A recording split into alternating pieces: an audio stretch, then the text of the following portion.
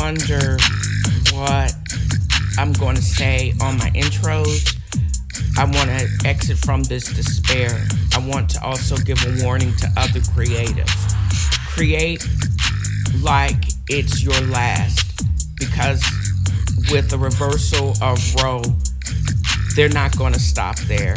If you have something meaningful to say that is going to shed light and bring happiness to the world, you better do it before the conservatives decide.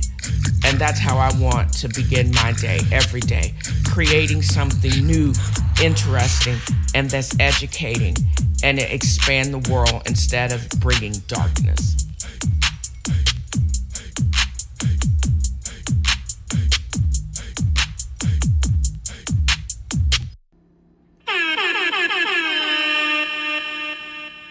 My glow up for real. I'm on my way to over 50,000 downloads. I'm just excited about everything that's going on with my podcast. I'm adding new followers. I'm adding more downloads. One of my episodes has like over 400 downloads. And I know people that have been in the game for a while, they're like, well, I get 4,000 downloads per episode, or 40,000, or for a million. I'm not quite there yet, but I'm thinking I'm well on my way. And it's just exciting that I have people really, really interested in what I have to say. Ongoing, my hustle is just getting started, and I'm excited about what is to come and what my future looks like.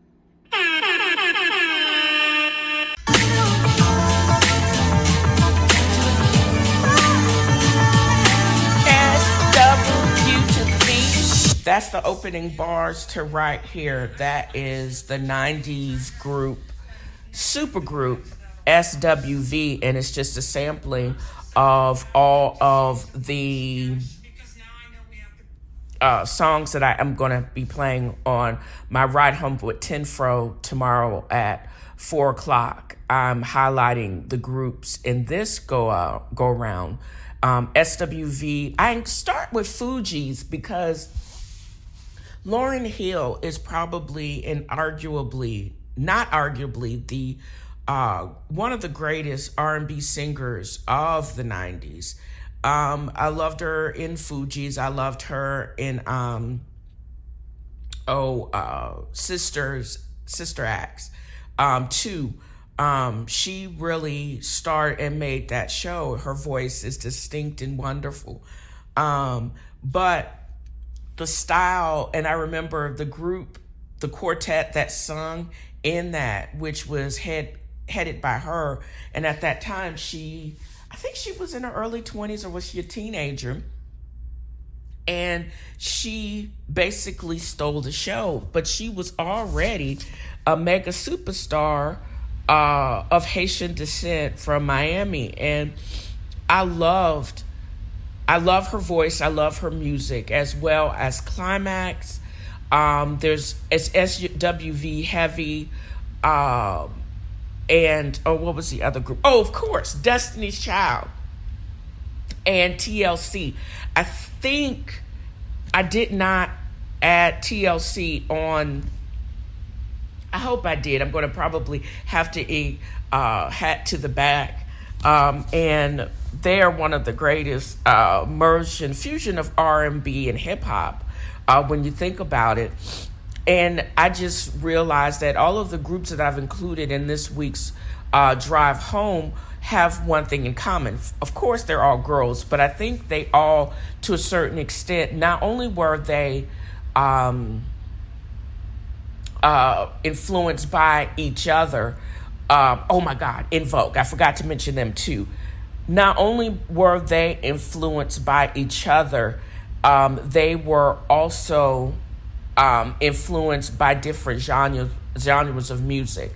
For example, SWV had one of the granddaddy now of hip hop, Snoop. They collaborated with him on a track. And it is wild that not only did they have medical issues like, what was it? Not Left Eye, who ended up dying tragically in Costa Rica. T-Boz. with her sickle cell anemia. I wonder how she's doing now. But also mental illness, depression, just being brutalized and abused by the music industry and industry in general. They all had issues. Oh, why didn't I have salt and pepper up here?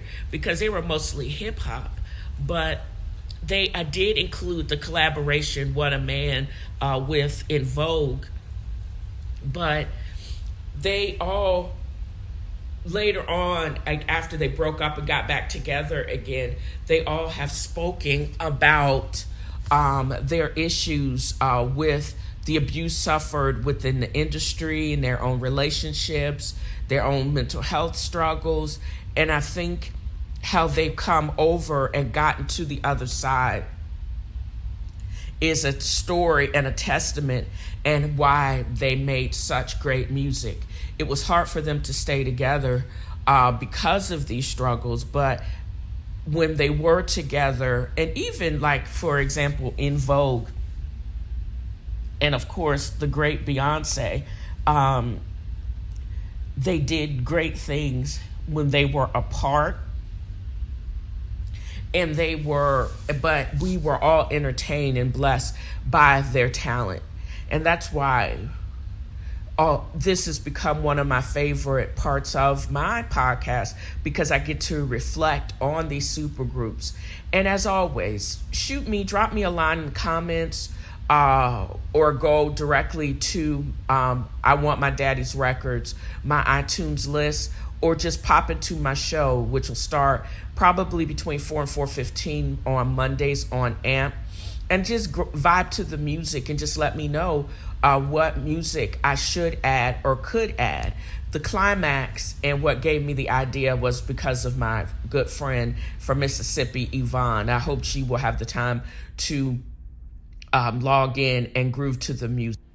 So on to more pressing things. Do you guys realize how hard it is, or I don't know if it's really hard, or is, as a middle-aged person, I make it hard when I am not so into going outside. I've realized in the last several weeks just how cut off I am when I even realize how my dog acts around when she's around real people. How normal she acted, and she knew she was a dog, and now she's very much like her owner. I'm very antisocial. I don't go anywhere. And now, as we are going in to the third year of the Panorama Pro V, that I'm even more unsocialized. But I want contact, but I just also still don't want to be bothered. Now that my podcast is getting more listens, and I'm trying to figure out and come up with a formula of what I want to talk about and research, I started looking up Crazy Club stories, because I do that. I inherited like 1,000+ records from my father. He used as a DJ. I'm really proud about that segment of the show, but I'm also looking at other things that middle-aged men and women would also be interested in, it, especially middle-aged women. And the dating scene or relationships just in general are one of those things that I am wanting to figure out more of. I could make stuff up, or I could just go to Reddit or Medium and look up interesting stories to comment on for the listening audience, because this is like TNFro is reading. But also, I believe that because I'm doing it as part of Popular Culture and Quark's Bar, I wonder if I actually went out into a club or a bar would they also be talking about these things too? And I honestly believe that they would. And last week I talked about the toxic person that is almost like they're revenge dating. I'm also followed up on this story about ghosting. I mean, when I was younger, I was ghosted. I don't know, or I don't care to know, being stood up or ghosted at this age, what would that actually mean? But ghosting is when you get radio silence and you really don't know why. And it seems to have bothered someone because Top Knot 78 wrote, "Why did you ghost someone?" And it reads in total, "We all should know by now that no matter how hard we try or how badly we want to know, it's impossible to know why someone ghosted us. Chances are, if you're out here long enough, it will happen to you. It happened to me when I was younger. Since I don't go anywhere, nobody's asked me out. I haven't had it happen to me recently, I guess. Chances are you've done it to someone yourself. Here's what I'm wondering. Why did you do it? What are the circumstances? Did the person reach out for an explanation? Did you eventually respond or ignore or block them? What feelings do you have about doing this to someone?" This is, and then they said, "I'll go first. I dated a guy briefly who, when we had sex for the first time, wow, he had trouble maintaining an erection. It didn't bother me, and I tried to redirect to other things, but he had a full-on meltdown." Since this is from the Dating Over 40, we're going to have to break this up in two parts, because the first is erectile dysfunction. He had trouble maintaining an erection. It didn't bother me, and I tried to blah, blah, blah. Like, froze up and couldn't even make eye contact, full of shame and self-hatred. In the days following, all our text interactions led back to that night. He couldn't let it go and was really awkward. I simply stopped responding, and he never reached out again. I did not feel great about it, but I really had no idea what to say. He was already in a weird mental place. He never reached out either, so I figured he got it. I have not done it to anyone since. And then Hungry Industry 9817 said, "Guy I had been seeing for 4 years told me he could not handle my breast cancer scare. So I just stopped talking to him. Oh, dude, that sucks. Well, he sucks. All that sucks." And some of the other comments are, "Good for you. He sounds like a different form of cancer. Hope you're well." And it goes on and on like that. But let's break this down. Erectile dysfunction, to me, I don't want to minimize it, but it appears to be a serious issue.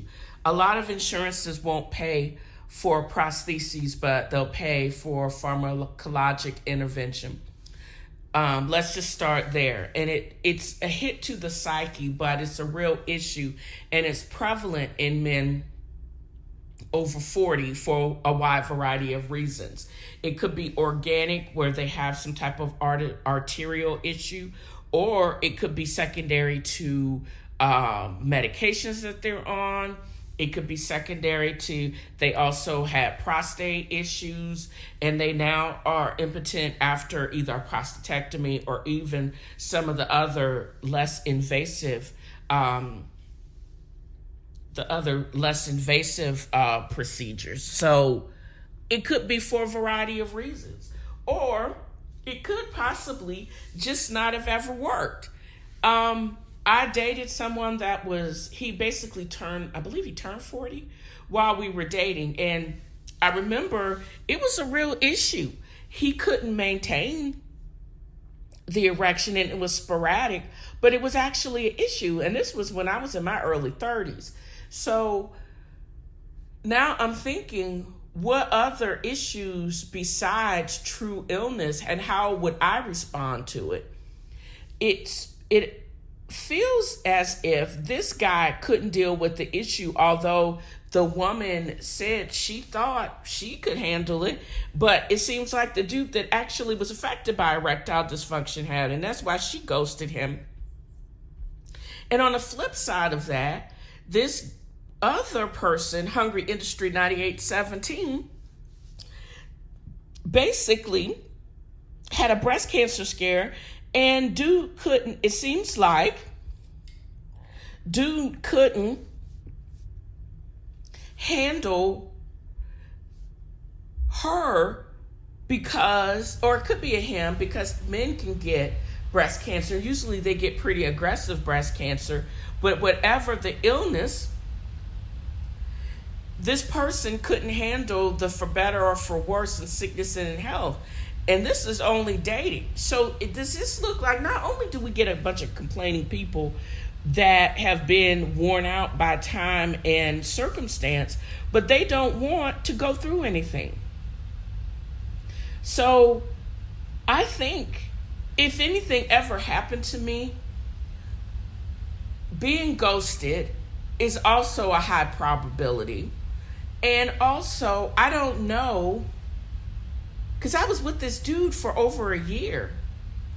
And again, it seems like he had a condition that he mentally, that the person that got ghosted, but I may have to ghost them if they can't get over it. If you have an illness that I'm saying doesn't really bother me, but we just keep coming back to it because you can't handle it, oh yeah, I'm going to have to shut that shit down.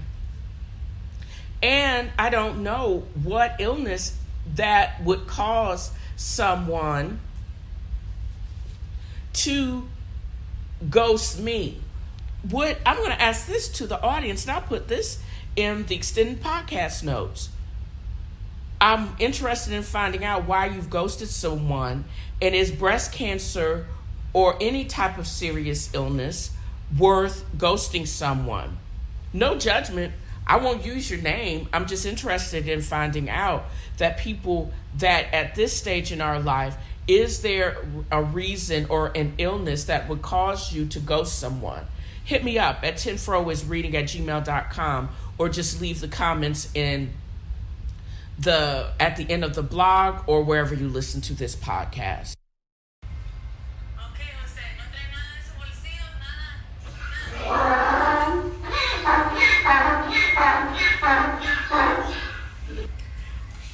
I wish this part of the show could get shorter, but it's not, because we still got Herschel Walker in the race.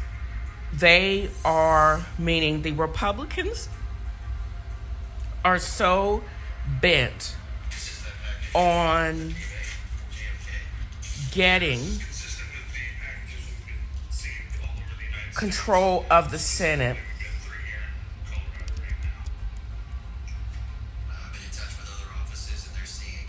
in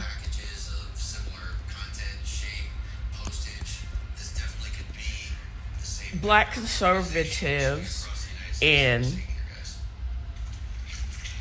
charge or control of the Senate, that they're willing to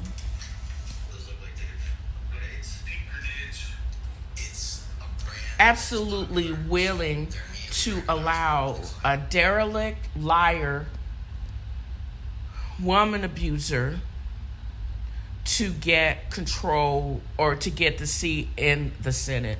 They're unwilling to vote what's right in just for control. We got Black conservatives in Georgia, Shelley Winter, who's a Black conservative radio host in ATL, as well as Mikhail Bartholomew, Shaka Cox, and Amanda McGee, who are willing to, even though they know this guy's a derelict, but they're still willing to support him and at all costs. They know he's a liar. They know he's crazy. They know he got CTE, but they're still going to support him when all the other black people are like, nah, son, we can't do that. And that's why I'm going to have to add 4 more people in addition to the usual suspects like Kanye West. Because these fools they don't seem to be as psychologically disturbed as Kanye. Kanye needs to be Baker Act. He really does. There's something wrong with this brother. He needs a true and full evaluation. And I've been saying that for a while. Before he runs up on the wrong person, like George Floyd's family, because that's the latest bullshit that he's talking now. I'm also going to add Candace Owens. I think I made her donkey of the day before, but her little skinny, stupid butt, he's fitting. They come and roll around somewhere else with some White Lives Matter shirts on. The bras are going to forget he is a legend and an icon, and he's going to get got. He may get got by some rap Negro because they're just tired of him popping off and saying this crazy stuff. They're not going to give him the grace that most people that recognize that this brother is clearly manic, clearly is either under-medicated or on no medications. And he's saying some really reckless stuff. I want him to just not talk. I just really want Kanye to get help. But the people like Candace Owens and these black conservatives basically can't understand how you can be pro-choice and a reverend is because I believe Christianity in its purest form is a democracy. You get to make a choice. Either you come to Jesus or don't. Right or wrong. What is the question for you? He's allowing the individual to be decisive and to make an informed decision. And he really realized you're going to come. He's like the ultimate. I think Raphael Warnock is the ultimate missionary. And that's why people, I'm sure his followers at the Abyssinia follow him because he makes sense. He gonna tell you what's right and what we should not do, but it's gonna be your choice. And I'm also seeing he's probably also like me that people that are clearly not ready to have a child for a variety of reasons. He sees the wages of poverty and domestic violence. And why some people make the hardest decision of their life because they're just really not ready for motherhood. And then we also got these conservative fools that are making it even more difficult to even get access to birth control. And it's just really amazing that they are all pro-life before the kid comes. This is what the Mercedes character says on P-Valley. Then they get basically ghosts. I just talked about that. An unplanned pregnancy, if it's unwanted, that's a reason for a lot of men to also ghost people. But when you're my age and you're menopausal, if you don't got the equipment, that's not an issue. But what we also see at the highest rates of HIV infection is in women and men my age. Go figure. When it's hard to get condoms or they cost out of because it's not covered by most payers.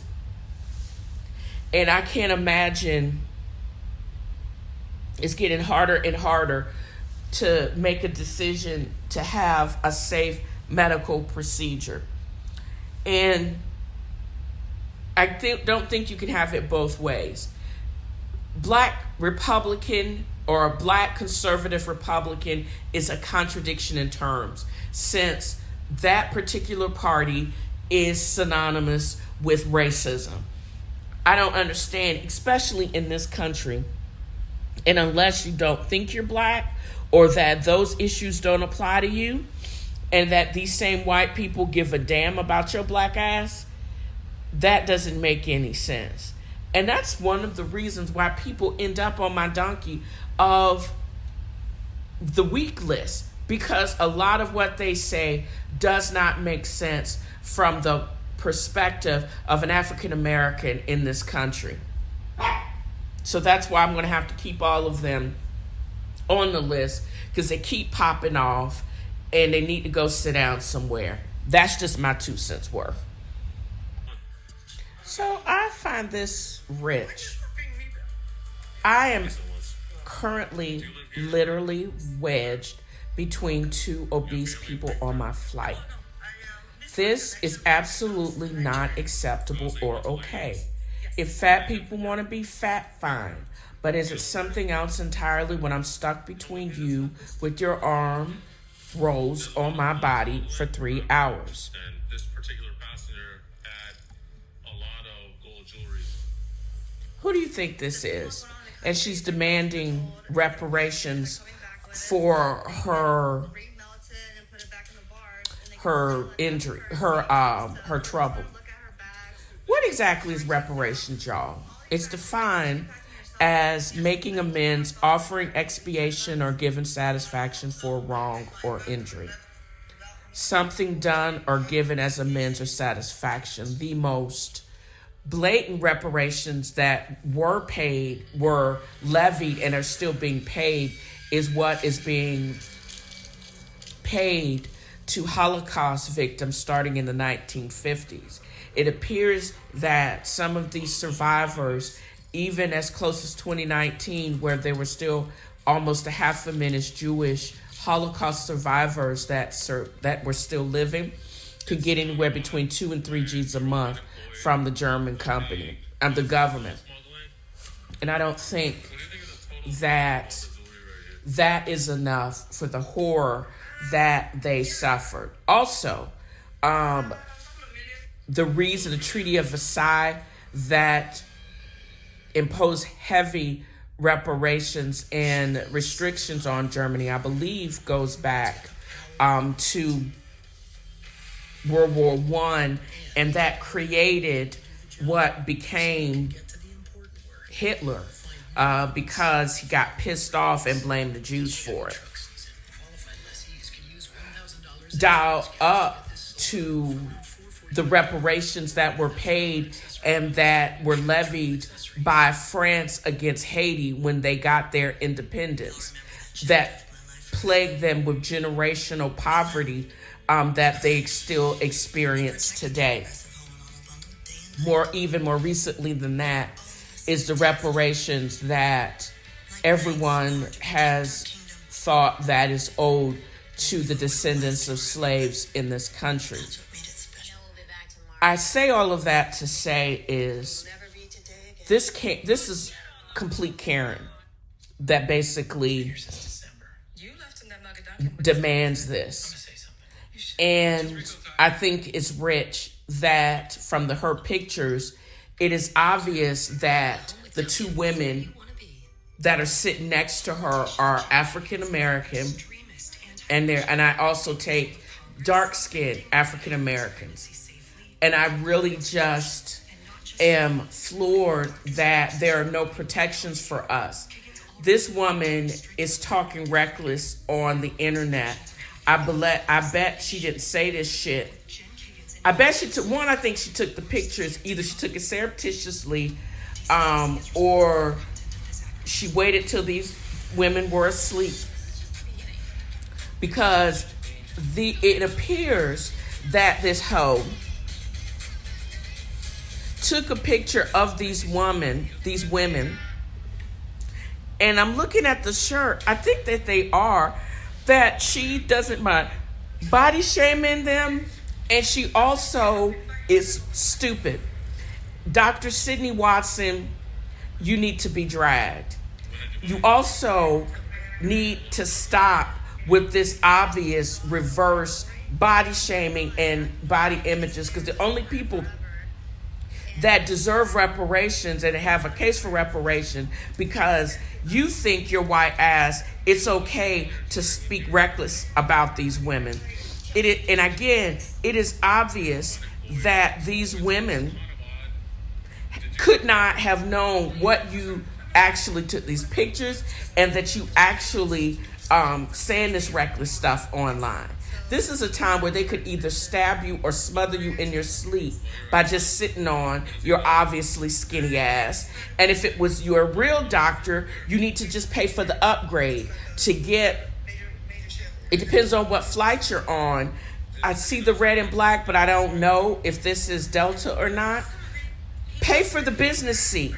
Pay for the super premium. Either book your flight sooner so you could get your choice of a window seat or just fly first class, bitch, and stop body shaming these women. You need to be banned because this is bullying, this type of language. This is like the type of shit. Besides you and Kanye, this is why you need to get banned. And you can't be talking reckless and you can't be complaining and using what should be owed to us just because your skinny white ass got a middle seat and you couldn't change seat, couldn't get an upgrade, or couldn't afford to get could not afford to get first class. Screw you and your skinny ass, your skinny underfed ass, and this trip. I wish they would find you and basically sit and smother you because that's exactly what you deserve. How you going to talk reckless about these women? How dare you? How dare you? And it's also one of the reasons why I don't fly. Because number one, I ain't got nowhere to go, and I ain't got nowhere to go fast. I prefer to drive my big Bubba truck, pack what I want, stop when I want, and then use the spray that I want. Because I can't stand people making this type of judgment on somebody. And how dare you? Her name is Sydney Watson. Y'all need to check out and drag her ass. And she also, I need to report the post because this is bullying. You can't be talking reckless and talking about people and body shaming people. It has to be some type of violation of service. And no, you ain't getting no reparations because you are underfed and skinny. You need to go sit down somewhere. And if you work somewhere, and whoever does your HR sees that you posting this crazy shit, this is the kind of shit that can get you fired.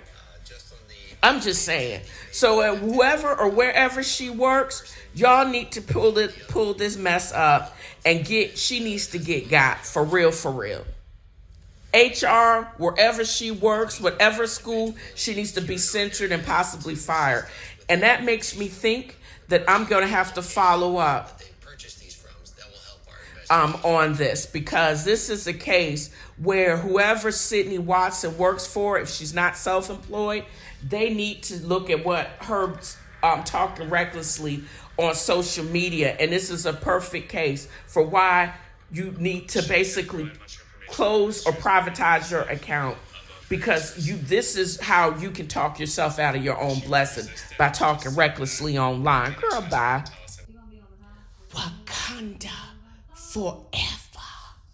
I'm still looking forward to that dropping. I'm probably not going to come back to Virginia during November, but I kind of want to because I don't want. The issue is because I'll be going through the mountains during that period of time. The idea of being on the road in the middle of an ice storm, it's so not cool for me, but I also know that I wouldn't be able to come back probably until my sister starts the rest of her treatments up again in next year. So I may just bite the bullet and come back for that last time before I can come back in January. And I just am excited about being able to come back. I think I was kind of off today because I realized that I basically should have been hanging out with people before today, like yesterday, but I only went out like one time to be with my sister.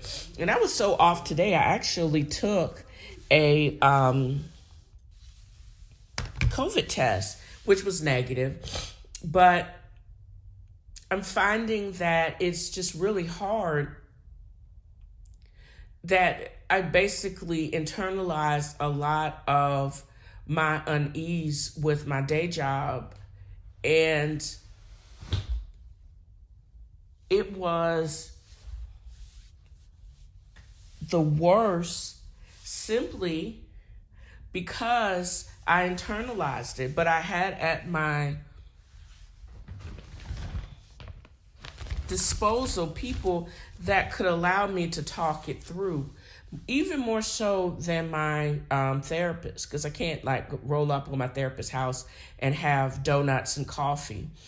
I had little glimpse of that when I hung out with my nephew, and it was definitely that when I hung out with my aunt today. I like the idea of eating some smothered pork chops from Berkeley's market because that's like a Sunday meal, and it was just so good with top rice and brown gravy. It was absolutely the bomb. And I miss those things. Although I like where I live and I love my house in Tennessee, I still don't feel as connected when I'm actually there as I am here. And I think that's what it's all about, me coming to visit. I had to come visit on some whack circumstances, but at the same time, I wouldn't give up this time for anything. And I have so much other time to, like, tonight, the Cowboys are going to be playing the Philadelphia Screagles, and I can't understand why Opie Taylor is leading them, has led them to victory. And even if Dak comes back tonight, it's going to be quarterback controversy because he was kind of screwing up even before he got hurt. I also will be rewatching probably in the next couple of days because I have to stop watching Love and Hip Hop Atlanta because I found out that watching those people while out put me into kind of a big funk. I'm going to probably be rewatching P-Valley, probably first and second season, because I love that show and I'm really obsessed. I basically DM'd the intern and Katori Hall about when is the coffee table book coming out by Farrah, who is both are fictitious characters on that show.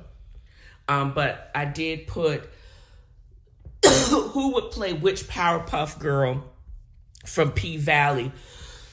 I hope they do recast Autumn Night. She's pretty, but there are other light-skinned pretty girls out there. I'm just saying. And the OG Mercedes going ham on the pole. That coffee book, coffee book, I definitely would buy that. Or Uncle Clifford's fan and his bedazzled clear face mask. Those are the kind of things that I know I would buy, and they need to hurry up and get that stuff on the market. I am still watching House of the Dragon, and one of the main reasons I watch House of the Dragon is because the funny recap by the Black Guy Who Tips. You can listen to it in total on Spotify and Crowdcast. This week's recast was Big Mama Viserys. And for those nerds that are watching, the show, know that Viserys is actually the king. He actually dies at the end of last week's session, but we know that his death, the family is going to basically by default probably descend into chaos and out war. You got two raping, his oldest son and the middle son who got his eye cut out. And even though he got the biggest dragon, he still just want to kill people, for real. So Rod and Karen talking about that is absolutely hysterical. I got the podcast player in the extended notes, but you can actually re-listen to it on Crowdcast, Spotify, or wherever you listen to the podcast. Also, Jennifer Hudson's new daily talk show is delivering. She had Laverne Cox on I believe this past Friday.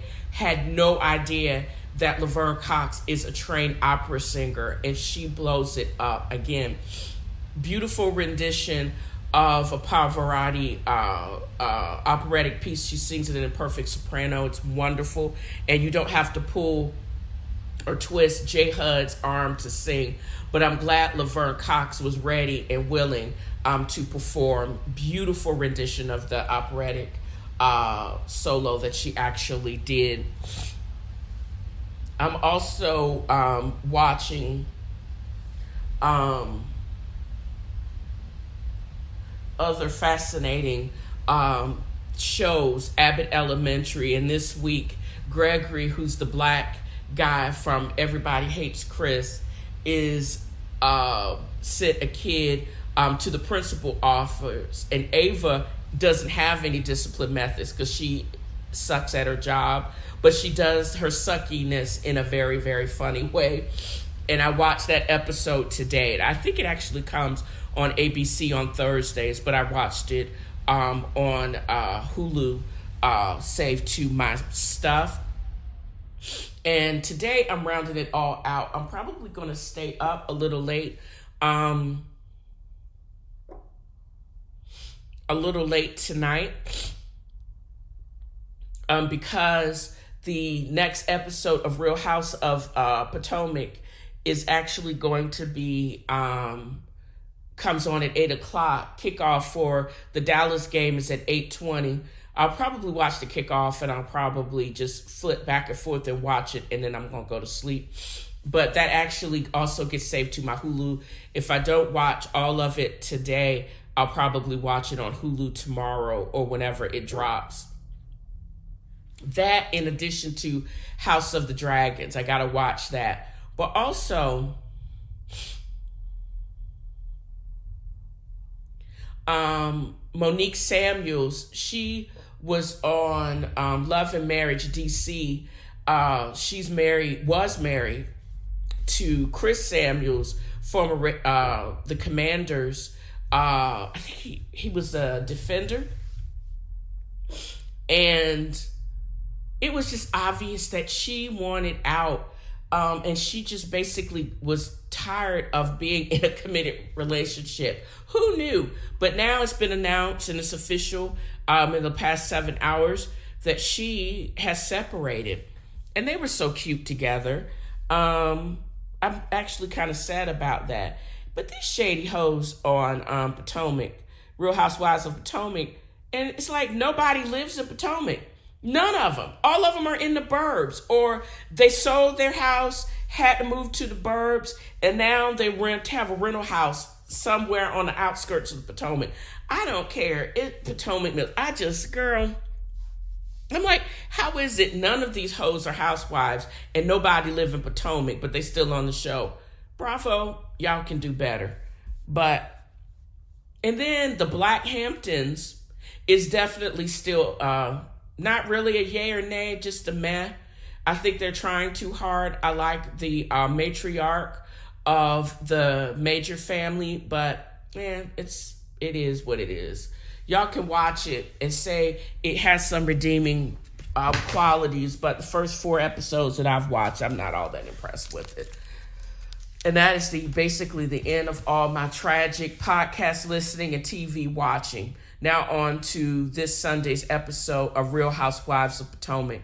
I'll let y'all know with updates later on after I publish this episode, or when this episode goes to press. I may actually have to do an addendum if something actually exciting happens, or the Cowboys whip up on the undefeated Philadelphia Eagles, probably the best start in about 20 years. So I'm hopeful that they will, but I don't know, girl.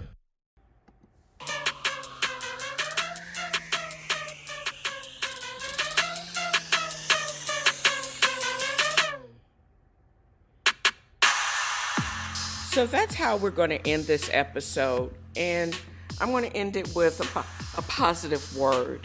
I used to scoff at people making this statement because of its simplicity, or maybe because it sounded more like an admonishment that I was being everything but kind. But then when I started investigating it for myself, that's when I realized that I was confusing politeness with kindness. Politeness is a fake, superficial manner in which there's no required investment, no self-reflection. But being kind is an adjective. It is an action. If you're kind to yourself first, it's like exercise memory. You will continue and be kind to others. Let that sit with you for a while. I'm going to try to be kind to myself. I'll be kind to others. It's very simple, and you got to repeat it. Lean into the spirit of a new year by counting your blessings, giving to others, and spreading happiness. I know I will. And this episode, or this podcast, is my means to spread joy and happiness and light and enlightenment. There's so much going on with aggression and just meanness. But if I can leave you with one small positive thought, start your day with that, that can change everything for you. And just basically change your day. Don't forget to check out Dale's Angels Inc. for the notes on this podcast, as well as other works by CQM and other contributors that are in work or in being edited right now. Also, check out my Instagram feed, TNFro is Reading. You can check me out on Facebook, TNFro is Reading Book Club, as well as my YouTube channel, TNFro is Reading and Eating. And what I'm just chatting and streaming at TV Food Wine Girl on Twitter. Navigate to Writer's Block Coffee or shipabagadicks.com. Use my promo code TNFro Coffee or TNFro Got Jokes respectively to get a percentage off of your order. Don't forget to drop me a line at tnfroisreading@gmail.com. All non-trolling messages may be actually read online, and you can do the same if you are in Podbean or Anchor or wherever you listen to the podcast. And again, shedding light and positivity. And I hope you guys enjoyed this episode as much as I've enjoyed creating it. Until next time, bye.